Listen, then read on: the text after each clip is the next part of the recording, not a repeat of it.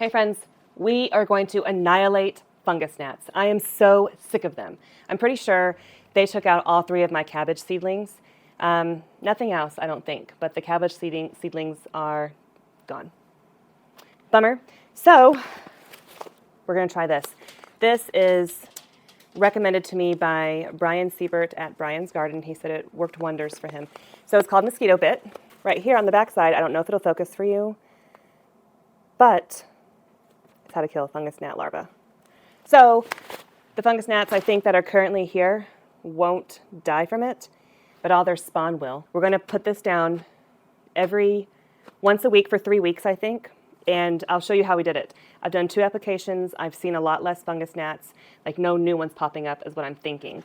And so it's just a matter of time. We just have to wait for them to die, but at least there won't be any new ones coming in and larvae in the soil eating at the plant roots. So take you back and show you, and hopefully this works.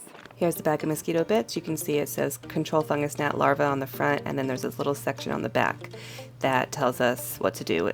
I can't get it to focus for you, so there will be a link in the description. I bought it from Amazon and you can check it out there.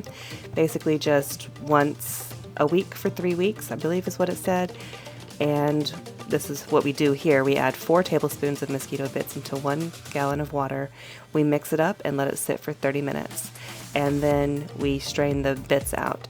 I think I can scoop them out at this moment, and it doesn't work.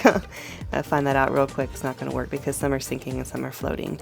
I also try a slotted spoon. That did not work at all.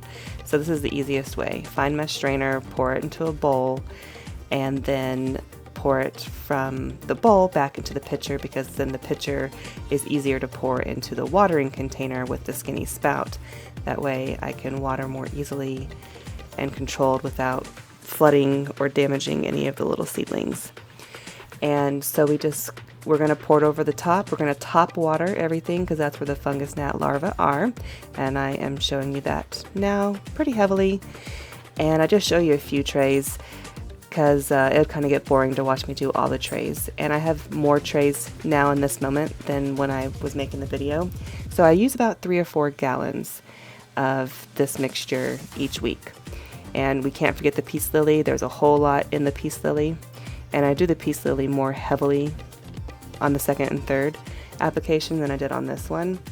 And so fungus gnats will live for about a week, and then they can have like 200 larvae each. So I have seen a huge reduction, which is awesome.